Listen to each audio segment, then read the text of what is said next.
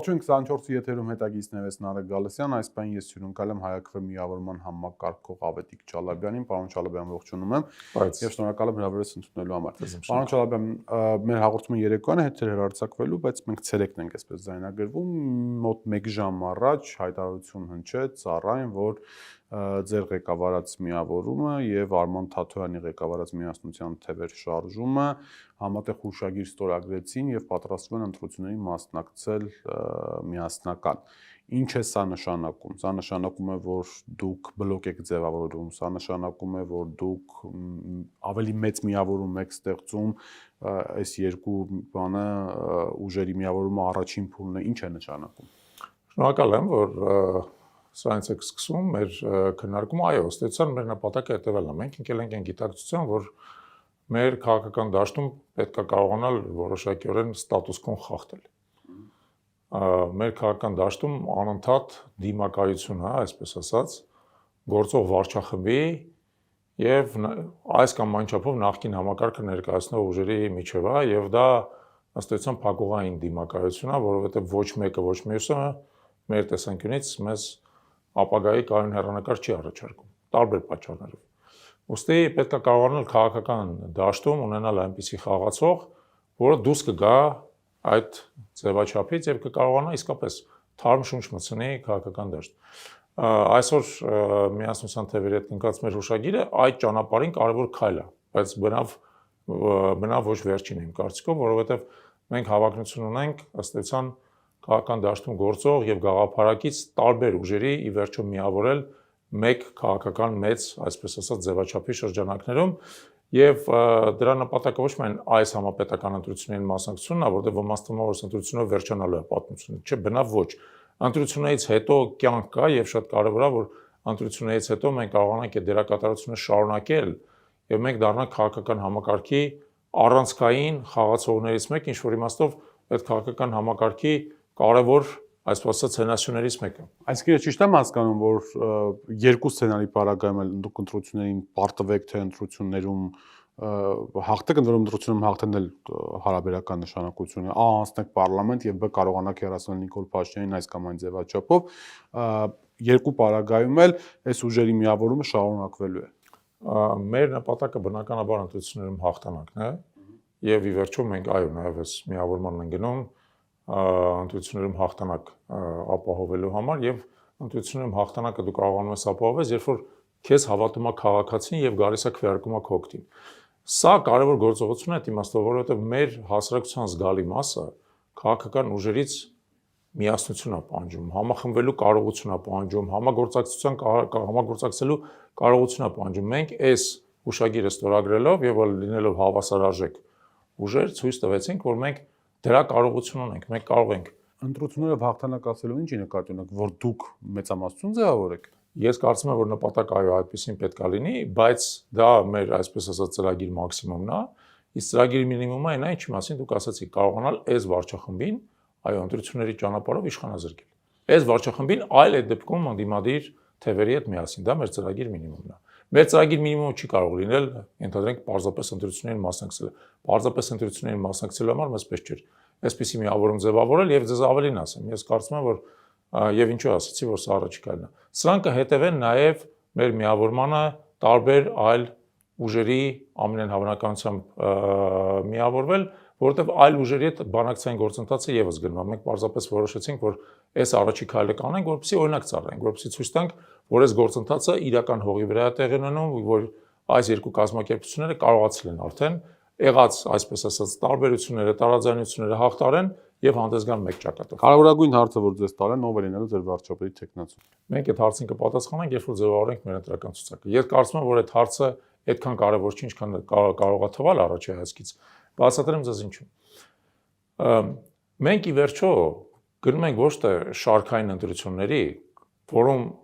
գերակշռելու է քաղաքական տրամաբանություն, ով է վարչապետ, ով է պաշտպանության նախարար, ով ազգային ժողովի նախագահ եւ այլն, չէ։ Մենք գիտակցում ենք, որ ընտրություններով հստակ բարիկադ է անցնում մի կողմից թուրքամետ գործող վարչակարգի եւ մյուս կողմից ազգային ուժերի։ Եվ ի դեպ նաեւ կան այլ, ասենք օրինակ արևմտամետ, ռուսամետ եւ այլն, հա, տարբեր խմբավորումներ։ Մեր համար կարևոր է, որ ազգային ուժերը հաղթեն։ Թե ազգային ուժերը ի վերջո ում կընտրեն վարչապետ, ես կարծում եմ դա երկրորդական հարց է, եւ մենք էլ չպետք է շատ դրա վրա կենտրոնանանք այս բան, շատ ավելի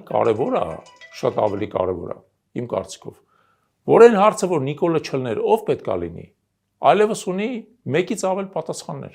Բայց բան չարաբան, համաձայն եմ, բայց այն այնի գնում եք ընտրությունների ժամանակ մարդիկ գալիս են եւ ասենք սեպեք թե ձեր միավորմանն են, մեծ միավորման մասին է խոսքը, միավորմանն են ձայն տալիս, նաեւ ձայն են տալիս այն պատճառով, որ ունեն սիմպաթիաներ առաջին համարի, երկրորդ համարի, երրորդ համարի նկատմամբ, եկեք ընդունենք, որ Հայաստանում անձնավորված ընտրությունները շատ կարեւոր են։ Ընդունում ենք։ Բնականաբար եւ ես ասացի, որ տարածորեն 1.5 ամիս է մնացել ընտրական ցուցակները ներկայացնել, այդ ժամանակ այդ հարցի պատասխանը կստանանք։ Լավ, պարոն Չալաբյան, շարունակությունը գնում եք դաշինքի, գնում եք մեկ կուսակցության ցանկով, ինչ է լինելու։ Մեր հուշագրում նշված է, որ մենք ամենայն հավանականությամբ կգնանք մեկ կուսակցության ցուցակով։ Որ կուսակցության։ Միասնության թևեր կուսակցության ցուցակ։ Կա այդպիսի գրանցված կուսակցություն։ Այո, կա այդպիսի գրանցված կուսակցություն։ Այսինքն Արման Թաթարյանի ղեկավարած։ Այո, Արման Թաթարյանի ղեկավարած կուսակցությունը։ Դա ունի շատ հստակ պատճառ։ Տեսեք, քանի որ մենք նոր քաղաքական ուժ ենք, մենք կարծում ենք, որ եւ որևէ դեպքում չպետք է ունենալ անհարկի ռիսկեր, որոնք պայմանավորված են նրա հետ, որ դաշինքով մասնակցությունը ընտրական շեմը կրկնակի բարձրացնում է։ Մենք իհարկե հավակնում ենք եւ դա այդ շեմը եւ դրանից ավել շեմը հաղթարելու, բայց բոլոր դեպքերում լինելով նաեւ իրատես գործիչներ եւ հասկանալով, որ մենք բացարձակ իրավունք չունենք մեր ընտրողների ձայները փոշիացնելու, բացարձակ իրավունք չունենք, հա։ Մենք գնում ենք նվազ ռիսկի ճանապարհով, որպեսզի ըստ էության բավարար աջակցության դեպքում մենք կարողանանք հուսալիորեն վստահաբար անցնել ազգային ժողով եւ ունենալ այն դերակատարությունը, որը մեզանից սպասում են մեր ընտրողները։ Դա է հիմնական պատճառը։ Դա է հիմնական պատճառը, որովհետև սկզբից մենք քննարկում էինք դաշինքով գնալու տրամաբանությունը, ի վերջո որոշեցինք, որ ավելի, այսպես ասած, ավելի շուտ պակաս ռիսկային է մեկ կուսակցությամբ գնալու տրամաբանությունը։ Դրա հետ միասին, պարոն Չալաբյան, դուք ասում եք, որ պետքա դուրս գալ, դուք նոր ուժ եք եւ պետքա դուրս գալ նախին ներկա այս անօգուտ հակամարտությունից, որը նաեւ փակուղային է։ Բայց եկեք ընդունենք, որ կան սոցհարցումներ, կա հանրային տրամադրություններ եւ ակնհայտ է, որ ընդդիմությունը ունի այսօր ֆավորիտ։ Ընդհանրապես Հայաստանի պատմության մեջ ամեն ընտրություն ունում է մի ֆավորիտ, որը հետագայում ֆավորիտ չի լինում։ Ցավոք այդպես է ստացվել կամ բարեբախտաբար չի լինում։ Այս անգամա ֆավորիտը Սամվել Կարապետյանի ուժն է։ Իրենք հայտարարել են, որ Սամվել Կարապետյանը պետք է անի վարչապետ, կա դառնալու են ինչ-որ հետո սահմանություն են փոխելու, համակարգող լինելու կամ ժամանակավոր վարչապետ, ինչ-որ ընտրական բան են, իրավական ընտրական բարդ մեխանիզմ են մշակել։ Եթե դուք հայտնվեք պարլամենտում ու բնականաբար երբ լավ, այսպես թող լինի, երբ որ դուք հայտնվեք պարլամենտում ու Սամվել Կարապետյանի վարչապետության հարցը քննարկվի, ինչպիսին ալու ձեր դիրքորոշումը։ Տեսեք, հետաքրքիր հարց եք տալի, հիմնական հարցն է այս բանը։ Տեսեք, հետաքրքիր հարց եք տալի։ Նախ հիշեցնեմ ձեզ հետևյալը, որ այնպես չի, որ ամեն ընտրություններում եղել է մեկ միարժեք ֆավորիտ։ Օրինակ 2008 թվականի ընտրություններում, եթե հիշում եք, հա, անդիմությունը մի քանի տեխնացուով էր հանդես գալիս, Լևոն Տեր-Պետրոսյան, Արտուր Բաղդասարյան, Վահան Հովհաննիսյան, հա, բայց մյուսներն էլ էին շատ էական քաղաքացիների աջակցություն ստացել։ Ոստի այդ տրամաբանությունը, որ գիտեք, մենք գնում ենք բինար ընտրությունների, որտեղ ընտրությունը կատարվում է երկու անձի միջև, ի սկզբանե չենք ընդունում։ Ի սկզբանե չենք ընդունում այդ ընտրությունը, ի վերջո մենք խորհրդանական հանրապետություն ենք եւ ընտրությունը կատարվում է տարբեր գաղափարական ուղղությունների միջև։ Այդ իմաստով կներեք, հիմա այո, ես համաձայն եմ, որ անդիմադիր թևում սոցիոլոգիական հարցումները ցույց են տալիս, որ Սամվել Կարապետյանի գլխավորած ուժը այս պահին առաջատարն է, բայց մենք չգիտենք 3 ամիս հետո ինչ է լինելու։ Ես արդեն ասացի, որ մենք տրամադրված ենք նրանք, որ ինքներս հաղթենք։ Երբ որ ինքներս կհաղթենք, այդ ժամանակ էլ կխոսանք դրա մասին։ Եթե իրանք հաղթեն, ելի կխոսանք դրա մասին։ Նորից ուզում եմ ձեզ ասեմ հետևյալը. ձեր հարցը մի քիչ ժամանակավոր է այն իմաստով, որ մենք այսօրվա սոցիոլոգիական հարցումների հիման վրա փորձում ենք կանխատեսել ընտրությունների արդյունքը։ Ընտրությունների արդյունքը երբեք չի համընկել սոցիոլոգիական հարցումների հետ։ Դրա համար երբ որ ընտրությունները տեղի կունենան, արդյունքը կտեսնենք, կվերադառնանք ձեր հարցին։ Բայց դա այդ մեկտեղ, օրինակ Հայաստանում, չգիտեմ դուք դրա մասին խոսել եք թե չեք խոսել, բայց շատ ընդդիմադիր ուժեր ասում են, որ Նիկոլ Փաշինյանին եւ լիդերներ ասում են Նիկոլ Փաշինյանին մեկ ուժ իզորու չհեռացնել։ Ոստի եւ ընդդիմության միջև համագործակցությունը պարտադրված որոշակի երևույթ է իշխանությունները։ Ես կասեի պարտադիր է, ոչ թե պարտադրված։ Իշխանությունները գոռում են, ասում են, վայ, Գյումրի 2 սցենար են նախապատրաստում, մեծ մարդիկ գնալու են, այսինքն ինչ է ենթադրում Գյումրի 2-ը, գնում եք ձայն եք տալիս մեկին, իրականում ընտրվում է մյուսը։ Սրա համար սրանք հարցեր են, որոնք ամբողջ ընտրարշավի ընթացքում ձեզ ուղեկցելու են, պարոն Չալաբյան։ Բնականաբար, բայց տեսեք, սիրելի Նարեկ, ես ուզում եմ եւս մի անգամ ձեր ուշադրությունը հրավիրել հետեւյալի վրա։ Այդ հարցերի լուծումը էապես կախված է նրանից, թե ընտրություններին մասնակցող քաղաքական ուժերը քաղաքացիների ինչ իրական աջակցություն են ստացել։ Ինչ իրական աջակցություն են ստացել, որովհետև համաձայնվեք, որ շատ մեծ է տարբերությունը, օրինակ, եթե մենք ստանում ենք մեծամասնություն կամ մեծամասնության մոտ ձայներ, հարցի պատասխանը այլ է։ Եթե ընդհակառակը Սամվել Կարապետյանի գլխավորած ուժն է ստանում մեծամասնությանը մոտ ձայներ, հարցի պատասխանը ուրիշ է։ Ոստի ես կարծում եմ, որ մեր ընտրողը նախ ինքը պետք է սկզբից որոշի, ցույց տա, որ նա իր քաղաքական կամքը, երբ որ ընտրողը կորոշի, մենք կհասկանանք, թե մեղմ ասած մեր ընտրողը ում է նախապատվություն տալիս իշխանության եւ ընդդիմության միջեւ, նաեւ ընդդիմության ներսում ում է նախապատվություն տալիս։ Ըստ այդմ կարելի է կոնֆիգուրացիաները քննարկել։ Պարոն Չալաբյան, կա էքսպերտային որոշակի մոտեցում, միգուցե սխալ, միգուցե ճիշտ, դուք ինքներդ կասեք, դրա մասին, որ այս պահին ընդդիմադիր բոլոր հայտ ներկայացած ուժերը ներառյալ նաև Հայաքվեն եւ Արման Թաթյանի ղեկավարած ուժը իրենք միևնույն է գործում են էլեկտորալ մի ընդհանուր դաշտում, այսինքն պայմանականացած մեկը մյուսի ձայներն ավելացնում կամ պակասեցնում։ Ու այն հսկայական զանգվածը, որ միշտ սոցհարցումներով անտարբերագծիկ չկողմնորոշված է, էս այն է եւ այլն, եւ որի իրական քվեից էլ կախված է լինելու այս ընտրությունների վերջնարդյունքը, ելքը, ինքը դեռևս մնում է չկողմնորոշված եւ դեպի այդ փակ շղթա ճեղքում տեղի չի ունեցել։ Դուք A համաձայն եք այդ գնահատականի հետ եւ B արդյոք դուք կարողանալու եք կամ ինչպես եք կարողանալու գնալ դեպի այն մարդիկ, որոնք որ այսպես ասում են չեն գնալու ընտրությունների, մեզ ոչ մի չի հետաքրքրում։ Ինչպես միշտ հետաքրքիր հարցեր եք տալիս, հա։ Եվ ես ասեմ հետեւյալ, նախ այդքան էլ համաձայն չեմ, բացատրեմ թե ինչու։ Մենք, ինչպես գիտեք, բարբերաբար մեր գործընկեր կառույցների միջոցով սոցիոլոգիական հարցումներ ենք պատվիրում։ Եվ այդ սոցիոլոգիական հարցումների արդյունքները շատ հետաքրքիր դինամիկա են ցույց տալի։ Անցած տարվա ամռանը հարցին, թե այս բանի եթե լիներ ընտրություններ, այս կիրակյում եք պատրաստ քվեարկել, հարցվողների մոտավորապես 50%-ը պատասխան չունեին։ Հունվարին անցկացված հարցման արդյունքներով այդ 50%-ը իջել է մինչև 35%։ Այսինքն մոտավորապես 15% մեր ընտրողների կողմնորոշվել են։ Վերջի կես տարվա ընթացքում կողմնորոշվել են, որը ի դեպ շատ լավ նորություն է։ Կողմնորոշվածների թիվը աճում է։ Հիմա արդյոք ընտրություններից առաջ 100%-ը կողմնորոշված կլինեն, շատ քիչ հավանական։ Երբեք համարյա այդպես չի լինում։ Բայց ես կարծում եմ, որ մենք քաղաքական դաշտ ենք մտնում նաև նրա համար, որպեսզի ավելի մեծ թվով ընտրողների այդ ընտրության հնարավորությունը տանք։ Չի բացառվում, չէ՞, որ իմ ասած այդ այսպես ասած երկվության պայմաններում, երբ որ ընտրությունը կամ գործող իշխանության կամ նախկինների միջև է, ընտրողներից գալու մասը իսկապես չի ուզում գնալ ընտրությունների, ասում են իմ համար ոչ մի բան չի փոխվելու։ Հիմա երբ որ դու իրան էապես նոր ընտրություն ես առաջարկում, դրա միջոցով իր մոտիվացիան եւս փոխվում է։ Եվ բնականաբար մեր նպատակներից մեկը լինելու է այն, ոչ թե ուրիշների ընտրողներին գրավել, այլ առաջին հերթին հաշվի առնելով, որ ընտրողների ավելի քան 1/3-ը կողմնորոշված չի, այդ ընտրողներին հավելյալ հիմնավորում տալ, որպեսզի իրան գան ընտրությունների եւ քվեարկեն մեր դաշինքի օգտին։ Դա իսկապես շատ կարևոր նպատակ է։ Ի վերջո ըստ էության ամենակարևոր նպատակն է, որովհետեւ մարդիկ պետք է համոզված լինեն, որ իրենց մեկ ձայնը ոչ միայն կարևոր է, այլև իրենց մեկ ձայնը կգնային քաղաքական ուժին, որը adekvat կերպով իրենց շահերը կներկայացնի։ Իդեպ, քանի որ մենք խոսեցիք այդ մարդկանց սրտերը գրավելու մեթոդների մասին, հա, հիմա ես չեմ կարողանում հասկանալ։ Ամեն մեկը մի բան է ասում, դուք էլ ձեր կարծիք ինչպես ասում են, ասեք, սա Հայաստանի էգզիստենցիալ ապագայի մասին ընտրությունն է,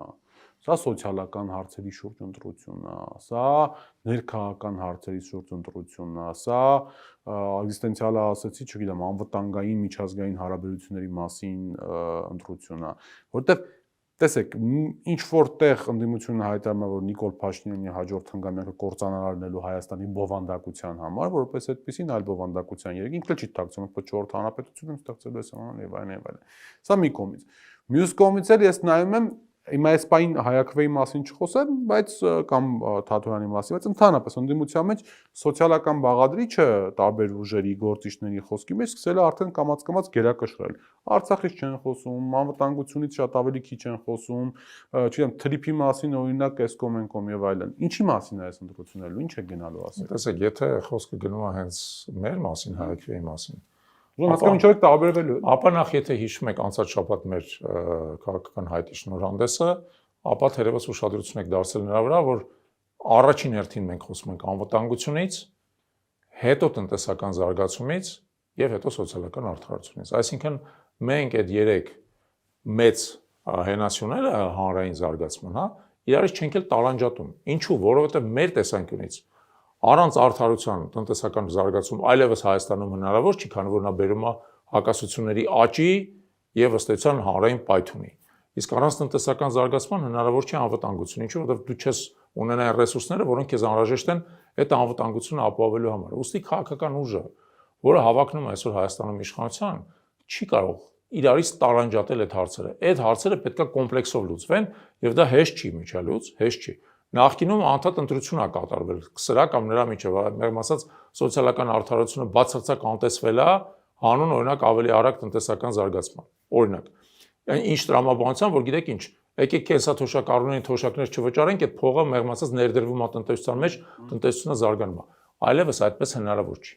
Այլևս այդպես հնարավոր չի։ Դրա համար մենք կարծում ենք, որ ցանկացած քաղաքականություն Հայաստանում պետք է լինի այսուհետև բալանսավորված, այդ մեկ։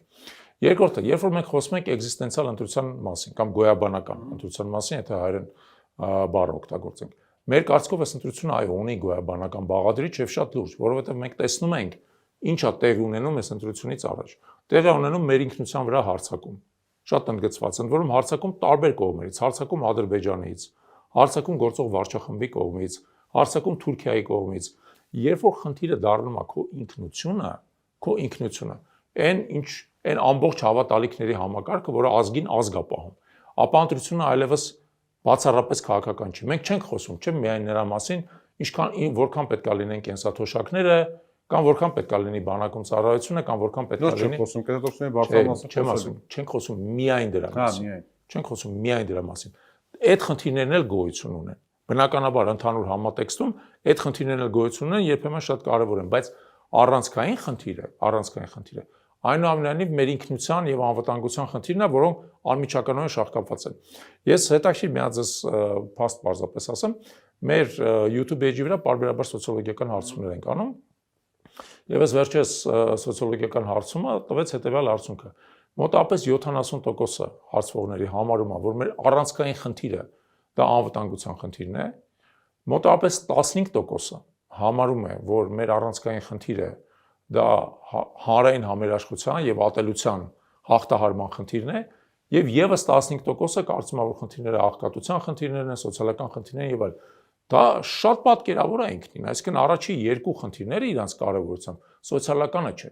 անվտանգությունն է եւ հանրային համերաշխությունն է։ Եվ դա հասկանալի է, դա մեր էլեկտորատն է, դա մեր ընտրազանգվածն է, որը մեզ համակրում է, բայց դա մեզ ցույց է տալիս իրականում մարդիկ ինչ են կարևորում։ Բնական է, որ այլ հանրային շերտեր կարող են ուրիշ բանը կարևորել, բայց այն մարդիկ, որոնք մեր համախոհներն են եւ մեր աջակիցներն են, այդ հերթականությամբ են իրաց կարևորությունը բաշխում։ Պարոն Չալաբյան, նախանցած շաբաթ Newsweek հեղինակավոր հանդեսում լույս տեսավ Արման Թաթոյանի հոդվածը, որտեղ կար թրիփի մասին, որը թրիփի մասն էր մեծ հաշվով, եւ ինքը ասում էր, որ թրիփը խաղաղության հասնելու լավ գործիք է, այն է եւ այլն։ Թրիփի խնդիրը ուզեք կամ չուզեք ներքաղաքական եւ ընտրական կարևոր հարց է դառնալ։ Հիմա եթե դուք միավորվում եք մի ուժի հետ, որի ղեկավարը թրիփի մասին խոսում է, ասում է, որ խաղաղության հասնելու ամենակարևոր գործիքն է, հոդված հրապարակում է անում եւ այլն եւ այլն։ Այդ դեպքում ինչու՞ ես ընտրել, այլ ոչ թե ընտրել մի մարդու, որը թրիփի համայնքն է։ Տեսեք, այստեղ նախ եթե մենք միավորում ենք մեր ջանքերը, դա չի նշանակում, որ մենք բացարձակ նույնականանում ենք իրար հետ։ Եկեք հասկանանք, որ որպես այդպեսին ցանկացած դաշինքային տրամաբանության մեջ ենթադրվում է, որ դաշինքի տարբեր բաղկացուցիչ կողմերի միջև կարող են լինել դիրքորոշումների տարբերություններ։ Թրիփն հարցերից մեկն է, որում այո, մենք ունենք դիրքորոշումների էական տարբերություն եւ մենք քննարկում ենք այդ հարցը։ Պարոն Թաթյանի հոդվածից անմիջապես հետո մենք նախաձեռնել ենք այդ քննարկումը, որպեսզի կարողանանք ավելի բալանսավորված մեր տեսանկյունից դիրքորոշում ձևավորենք թրիփի հետ կապված, որտեղ մի կողմից կա այն գիտակցությունը, որը թրիփը ըստ էության պարտադրված զիջում էր, որը հնարավորություն է տալիս ժամանակ շահել։ Դա եւ այդ այն մոտեցումն է, որը պարոն Թաթյանը մասնապես արտահայտում, այսինքն ոչ թե թրիփը լավ բան է, այլ ավելի շուտ չարյաց փոքրագույնն է։ Եղած Այսինքն կամ Սյունիքի անեքսը կամ թրիփը մոտավոր։ Դե տեսեք, այն մարդիկ, որոնք ըստ էության աջակցում են թրիփին, ասում են, որ իսկ որն էր այլընտրանքը։ Այլընտրանքը Ադրբեջանի ռազմական ագրեսիան կարող է լինել, հա։ Հիմա մեր տեսանկյունից մեզ շատ կարևոր է հետևյալը, որ թրիփը նախ չդառնա մեր համար նոր ագրեսիայի օջախ, որովհետև մենք տեսնում ենք Իրանի օրինակ կտրուկ հակազդեցությունը մեկ, երկրորդը, որ թրիփը չդառնա մեր համար ինքնիշխանության խախտման մեխանիզմ, որովհետև իդեպ ոչ միտեղ գրված չի ճանապարհի մուտքին, ելքին, երկայնքով անվտանգությունը ինչպես ապահովելու։ Մեր տեսանկյունից պետք է ապահովի Հայաստանի ինքնիշխան օրենքների ներքո, այսինքն օրինակ այն, որ Ալիևը ասում է, իմ ադրբեջանական տրանսպորտը այնտեղ պետք է մտնի հայ չտեսնի, դա բացարձակ անընդունել է մեր տեսանկյունից։ Ընդհակառակը պետք է տեսնի, պետք է հայկական վերահսկողություն լինի, հա բնականաբար դա պետք է քաղաքակիրթ լինի, հասկանալի է, հա, որպեսզի կոնֆլիկտներից բանից խուսափենք, բայց պետք է տեսնի։ Երրորդ հարցը, որը շատ կարևոր է մեր տեսանկյունից, հետևյալն է. եթե մենք մեր տարածքով տրանզիտ ենք տալի ադրբեջանական տրանսպորտին, ուրեմն նույնը պետք է լինի նաև իրենց տարածքով հայկական տրանսպորտին։ Օրինակ, պետք է հնարավոր լինի Նախիջևանի Հանրապետության տարածքով Երևանից հասնել Մեղրի կամ Երևանից հասնել Ջուլֆա, այնտեղից շարունակել Իրան։ Կամ, որը շատ կարևոր է, այս համանավանությունը պետք է նաև տարածվի Թուրքիայով տրանզիտի վրա։ Այսինքն, օրինակ Գյումրիից Կարս պետք է հնարավոր լինի երթևեկել, Կարսից էլ դեպի Սևծովյան նավահանգիստներ եւ այլն։ Այսինքն տրիպի այդ հայտնի հուշագրում նշված է, որ Հայաստանը եւս պետք է համարժեք օգուտներ ստանա։ Համարժեք օգուտը ցավոք չի ձևակերպված ինչու՞մ է։ Շատ առանցգական է։ Փոխադարձելիության սկզբունքը։ Այո, շատ առանցգական է։ Մեր տեսանկյունից նա շատ հստակ պետք է լինի։ Իրանց ճանապարհներով նույն կարգի տրանզիտային հնարավորություններ պետք է լինեն, ոնց որ մեր մոտ է։ Հա, բնականաբար դա էլ իրանց ինքնիշխանության ներքո, այդտեղ էլ իրանց համանապահ մեր բեռները կամ հասկանալի պետք է ստուգի։ Այսինքն ուղղակի գիտեք հարցեր կան, որոնք որ քանի որ դառնալու են ներքաղաքական օրակարգի կարևոր հարց եւ նաեւ նախընտրական օրակարգի կարևոր հարց, բնականաբար պետք է հասկացվի, այսինքն թրիփեն առանցքային հարց է։ Ճիշտ ասեք բաց։ Գալով ներքաղաքական թեմաներին կամ չգիտեմ դա որքանով կարա ներքաղաքական համարել, դու գիտեք երևի թե որ Հայաստանի արտաքին գործերի նախարարությունը ուղարկել է Եվրամիություն նամակ խնդրանք առաջարկով, որպեսզի Հայաստան ժամանի հիբրիդային պատերազմի դեմ արագ հակազդող խումբ։ Ինքը շատ բարդ նախադասություն է, բավական խուճուճ բառերի համակցություն, բայց այնուամենայնիվ Եվրոպայում դրա մասին մտածում են ու շատ մեծ հավանականությամբ, ինչպես մոլդովական սցենարում տեղի ունեցավ, այնպես էլ Հայաստանում տեղի կունենա։ Ինչ է սա նշանակում։ Օրինակ պայմանական, ասենք դուք հայերանական հարաբերությունների ջերմ կողմնակից եք, շատ պայմանական եմ ասում, ասենք օրինակ Թեհրանին խնդրեք, ասեք, որ դե մեր դեմ հիբրիդային պատերազմ հայակվեի դեմ, ու կնի 20 մասնագետ դուք ուղարկեք, ասենք, դա նորմալ է կլինի, որ իշխանություն թույլ կտա դա։ Տեսեք, այդ հիբրիդային պատերազմ արտահայտությունը մոտ իսկապես ինչ-որ չափով ծիծաղացնում, նաև բացատրեմ ինչ։ Նախ այս իշխանությունը պարբերաբար փորձում է հայակվեն ներկայացնել որպես հիբրիդային պատերազմի կողմ։ Օրինակ, երբ որ մենք դեռևս անցած տարի սեպտեմբերից սկսեցինք պահանջել կենսաթոշակների բարձրացում, այս վարչախմբի սոցիալ-նախարար Արսեն Թորոսյանը առավոտյան մարզումների գնալու ճանապարհին մտավ լայվ եւ հայտարարեց, որ հայակվեն իրենց վարչախմբի դեմ հիբրիդային պատերազմ ծավալել։ Որ աբսուրդ է, այսինքն ցանկացած բանի կարելի է անվանել հիբրիդային պատերազմ, հա? Անցավ դրանից մի քանի ամիս, իրանք ճարահատ, ինչպես գիտեք, 2 օր առաջ հայտարարեցին թոշակների բարձրացման մասին, ուզում եմ հիմա հարց տամ պարոն Թորոսյան, ինչ եղավ, պարտվեցիք հիբրիդային պատերազմը։ Թե իրականում ոչ մի հիբրիդային պատերազմ չկար։ Ձեր պարզապես բաներ էլի, երևակայության ծնունդներ։ Պարզ քաղաքական գործընթաց է գնում, շատ հասկանալի ներքաղաքական օրակարգով։ Երբ որ մենք գալիս ենք, ասում ենք, Ժորժ ջան, դուք 7 տարի խնդիր եք ստեղծել, մարդկանց թոշակները չեք բարձրացրել։ Ժամանակն է եկել, որ տնտեսական աճը, ռեսուրսների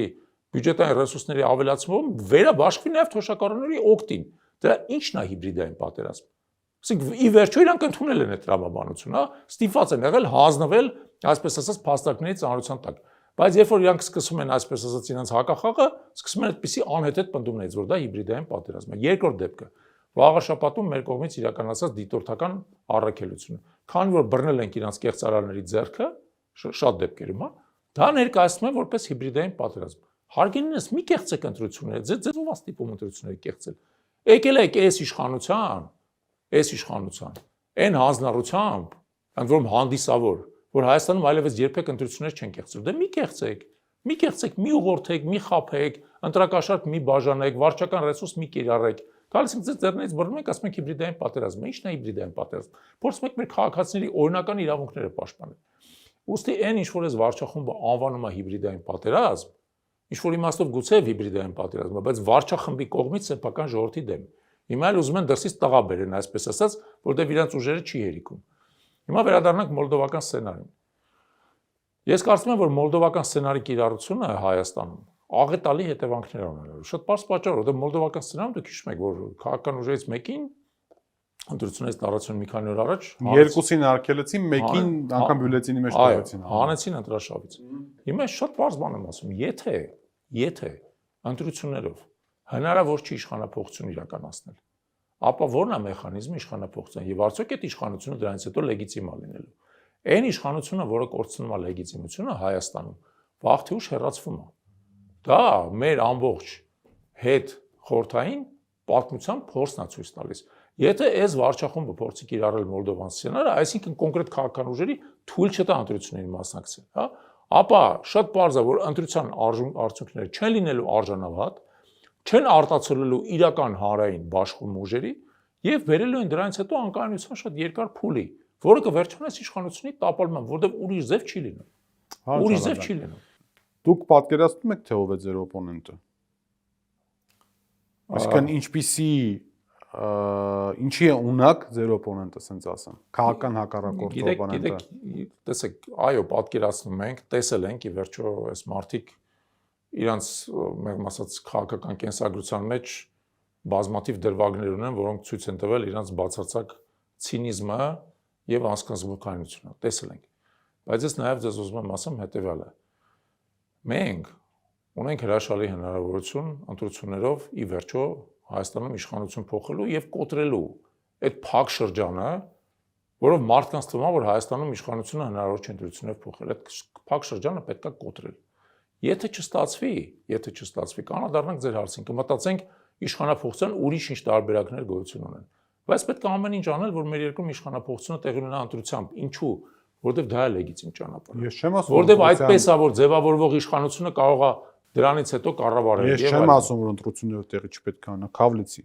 Ուղղակի կա հետեւյալ իրականությունը, որ Հայաստանում այս պահին ներքաղաքական կյանքում մի անգամ կարծեմ խոսել ենք այս մասին, փոփոխությունների հոտ երկրում միշտ լինում է, չէ, որ դու զգում ես, որ հանրային տրամադրություններ եւ այլն ակտիվություն ես կոմենկում, այս պահին դեռևս չէ քնած ստարտային իրավիճակ։ Չէ, ես այդպես չի ասում։ Դուք զգում եք այդ ակտիվությունը։ Այո, եւ քանի գնում է բան է, ուժեղանում է։ Նյարդը զգում եք։ Ահա, շատ ուժեղ։ Քանի գնում է ակտիվանում է եւ ես ասեմ, եղանակների տաքացումը կբերի էլ ավելի ակտիվացման։ Շատ, չէ, նյարդը զգում եմ եւ զգում եմ այն լարվածությունը, որը պարզապես մակերույթի վրա գուցե դեռ չի քլքլթում, բայց խորքում շատ դուրջ է լարվածությունը։ Վերջին հարցը, պարոն Շահաբյան, միշտ հնչում է անդիմության տարբեր ներկայացուցիչների կողմից, որ պետք է անդիմությունը, չնայած բազմաթիվ բևեռներով է գնալու ցավոք սրտի ընտրությունների չկան, այնպես մեկ բևեռ չկա կամ ցավոք չասեմ, բարեբախտաբար միգուցե այդպես է ստացվել։ Գուցե բարեբախտաբար։ Այդպես է ստացվել, չգիտեմ, գնահատական չտամ, բայց իրենք պետք է իրար մեջ պայմանավորեն ինչ-որ խաղի կանոնների մասին։ Իրար չհարվածել, իրար չքննադատել, իրար գոտկատեղից ներքև չխփել, այս չանել, այն չանել եւ այլն։ Այս տրամաբանության մեջ դուք ձեզ տեսնում եք։ Մենք միշտ ենք այդ տրամաբանությամբ գործել, Իհարկե մենք չենք եղել ընդդիմություն, այլ մենք եղել ենք ավելի շատ ընդդիմադիր կեցվածքով շարժում ուժ, հա, այո, շարժում, բայց մենք մշտապես բացարձակ կոռեկտ ենք եղել ոչ միայն մյուս ընդդիմադիր գործընկերների, նաեւ նույնիսկ իշխանության նկատմամբ մենք կոռեկտ եղել։ Մենք միշտ կենտրոնացել ենք խնդիրների վրա, ոչ թե անձանց, երբևիցե անձնական վիրավորանքների մակարդակ չենք իջել, երբևիցե չենք փորձել դեղի մամուլի տրամաբանությամբ ինչ-որ լուրեր մեկնաբանել, լուրեր տարածել եւ այլն։ Մեր համար միշտ եղել է հավատամք, որ պետք է փորձել քաղաքական դաշտը առողջացնել եւ քաղաքականության մեջ խաղի կանոնները սարքել ավելի առողջ, թափանցիկ եւ մեր նաեւ ընտրողների համար ինչ որ իմաստով ավելի գրավիչ, որպեսզի մարդիկ չմտածեն, որ քաղաքականությունը անդադ կեղտի հետ ասոցիացիա։ Այդ բացիկ ամիջապես հիշեցի Արման Թաթույանի հայտարարությունն առայն, որ պետք է առաջին, երկրորդ եւ երրորդ նախագահները չմասնակցեն ընտրություններին։ Դա առողջացման նպաստող բան է։ Ես կարծում եմ դուք այդ հարցը պետք է տաք Արման Թաթույանին, արդեն մի անգամ ասացի, որ մենք մեզ պետք չի նույնականացնել իրար հետ։ Մենք օրինակ այդ նույն հարցը, որ մեզ ենք տալի, մեր կարծիքով յուրաքանչյուր ինքն է որոշում ընտրություններին իր մասնակցության հարցը։ Առաջին նախագահը արդեն հայտարարել է, որ իրենց ուժի կողմից Լևոն Զուրաբյանն է լինելու առաջի համարը, հա, եւ ենթադրում եմ, որ ինքը չի մասնակցի։ Երրորդ նախագահը ես վերջերս ասաց, որ ամենանավանականությամբ իրանք դեռևս որոշում չունեն, երկրորդը բարձ Հայաստան դաշինքով։ Դա ես մի բան ասեմ, իրանք յուրաքանչյուրի անձնական իրավունքն է։ Մեր անձնական իրավունքն է անել այնպես, որ ընտրողը գա մեզ քվեարկի ոչ թե իրանք։ Ես այդպես եմ տեսնում, ես կարծում եմ իրանք պետք է ուղղակի մրցակցության մեջ հաղթել։ Շնորհակալ եմ շատ։ Հնարավոր է ընդունելու հետաքրքիր զրույցի համար, դեռևս մինչև ընտրությունները մենք բազմաթիվ առիթներ կունենանք քննարկելու, թե ինչպես է ընթանում, թե միավորումները, ձեր քննարկումը շատ հետաքրքիր է։ Եվ այսպես իմ հյուրն էր 24-ի տաղավարում էր ՀԱԿՎ միավորման համակարգող Ավետիք Չալաբյանը, մենք կհանդիպենք, մնացեք խաղաղությամբ։